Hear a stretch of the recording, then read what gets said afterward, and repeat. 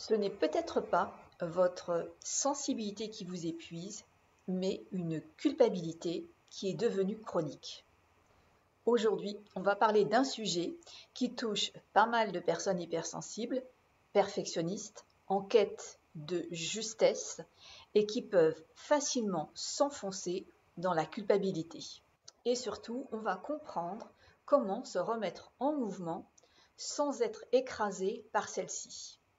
Et avant d'aller plus loin, je vous invite à vous abonner à ma page si vous voulez recevoir et voir des vidéos sur comment gagner confiance en soi en tant qu'hypersensible, comment prendre sa place, comment oser croire en soi. Donc j'imagine que vous savez bien ce que c'est que la culpabilité. Je pense qu'on en a tous vécu sur un parcours de vie. Donc c'est cette sensation pesante qui nous amène à nous sentir fautifs et pas à la hauteur. Alors, cette culpabilité, elle peut provenir d'un environnement dans lequel elle a été assez importante, assez utilisée, j'ai envie de dire, dans l'éducation, ou elle peut venir également d'une tendance que l'on a à être perfectionniste. Bien souvent, les perfectionnistes ont une tendance, sont facilement dans la capacité de se sentir coupable ou de vivre de la culpabilité. Il faut comprendre que la culpabilité peut, dans une certaine version, être toxique. C'est celle où en fait on associe le fait d'avoir fait une erreur à une notion, à quelque chose qui nous ferait perdre notre valeur. C'est-à-dire que quand il y a une culpabilité qui est toxique, eh bien, ça n'est plus un événement isolé, donc une erreur, une action qui n'a pas été bonne et qu'on aurait posée. C'est une valeur, la valeur de soi qui est remise en question. Ça, c'est une culpabilité toxique.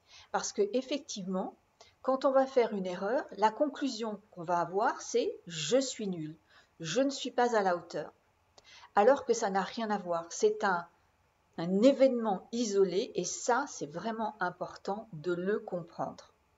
Et quand on reste dans cette culpabilité toxique, eh bien, on va sans arrêt affaiblir notre estime personnelle. Elle va sans cesse chuter. Donc, c'est impératif de comprendre que cette culpabilité-là, elle doit être lâchée. D'autant plus qu'elle va avoir une incidence ensuite sur nos prises de décision. Elle peut nous amener à énormément ressasser, énormément ruminer. Et ça, notre mental, il n'aime pas parce il va facilement saturer, ce mental que l'on a, ce cerveau, il sature facilement chez les hypersensibles. Donc, ressasser, ruminer des choses, eh bien, sature énormément notre cerveau. Donc, tout ça continue à nous faire perdre confiance et à nous emmener dans ce cercle de l'auto-sabotage qui va donc nous rendre très fébriles pour la fois d'après et donc on va beaucoup plus freiner par rapport à certaines situations où on a fait une erreur, où on a pu éventuellement décevoir, blesser, et c'est là où ça va commencer à se mordre la queue. Je vais aborder évidemment ce volet du perfectionnisme parce que bien souvent, on met le perfectionnisme comme étant la quête de la perfection. Mais bien souvent, c'est autre chose. Ce qui peut se cacher sous le perfectionnisme, en fait, c'est la peur de l'échec. Beaucoup plus qu'une réelle quête de perfection. Ce qui est intéressant, c'est d'être dans la quête de l'amélioration, du progrès, mais quand la quête de la perfection devient quasi obsessionnelle, là, on est vraiment dans la peur de faire des erreurs. Parce que dans cette situation, quand on est sous le coup de ce perfectionnisme, on est dans cette peur de faire une erreur tout simplement parce que l'erreur constitue une menace. Et il y a aussi toujours cette notion de valeur. Le fait de faire une faute remet en question notre valeur. Et ça, quand on est perfectionniste, il y a vraiment cette association très forte qui est faite entre une valeur, entre le fait de faire une erreur et le fait de perdre de la valeur, rien même parfois l'idée de faire une erreur, et encore plus quand on en a commis une. Sauf qu'aucun parcours de vie n'existe sans faire des erreurs, sans parfois subir un échec. C'est impossible. On donne souvent comme exemple celui de l'enfant qui, lorsqu'il apprend à marcher, tombe, fait des erreurs, trébuche, pour autant se relève. Et il en fait des essais pour apprendre à marcher, et c'est pas pour ça que ça l'empêche de marcher, d'abord parce qu'il est encouragé, et que lui n'est pas effectivement dans cette notion de perfectionnisme, et encore moins à la notion de valeur, de qui il est. Ça ne remet pas en question qui il est à ce stade de sa vie. Donc c'est utile de se rappeler, en tout cas de décorréler sa valeur à la notion de faute. Oui, on peut faire des fautes, mais pour autant, ça ne remet pas en question qui nous sommes. Il faut vraiment faire de l'erreur un événement, une situation à part. Et ça change tout. Faire des erreurs, personne n'aime ça. Moi, la première. Ça pique en général quand on vient de blesser quelqu'un, quand on vient de rater un entretien, lorsque on a un projet qui capote. Évidemment que ça nous fait traverser, ça nous amène à vivre des émotions qui sont inconfortables. Il peut y avoir de la tristesse, de la déception, voire de la colère par rapport à soi. C'est complètement OK d'être traversé par tout ça. Et l'idée, c'est de se laisser traverser par tout ça, mais pas de rester dedans. Ce qui va être important, lorsqu'on vient de faire une erreur, lorsqu'on a essuyé un échec, c'est de rentrer assez rapidement, en tout cas une fois qu'on s'est laissé traverser par la déception ou le fait d'être en colère contre soi-même, dans une logique d'apprentissage. Ça change tout. C'est ça qui fait vraiment sortir de la culpabilité chronique et qui permet d'utiliser ni plus ni moins la situation pour en faire un apprentissage, une opportunité d'apprentissage. Si on a fait une erreur, on peut en retirer du feedback. Si on a blessé quelqu'un, on peut aller s'excuser.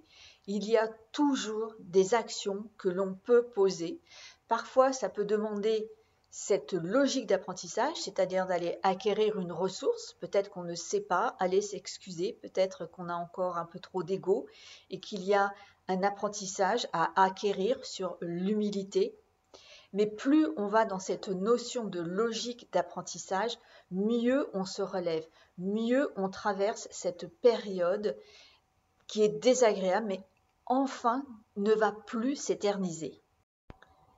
C'est là où on va changer de posture. On va s'installer dans une posture où on se sent en capacité de changer les choses, et surtout de se responsabiliser.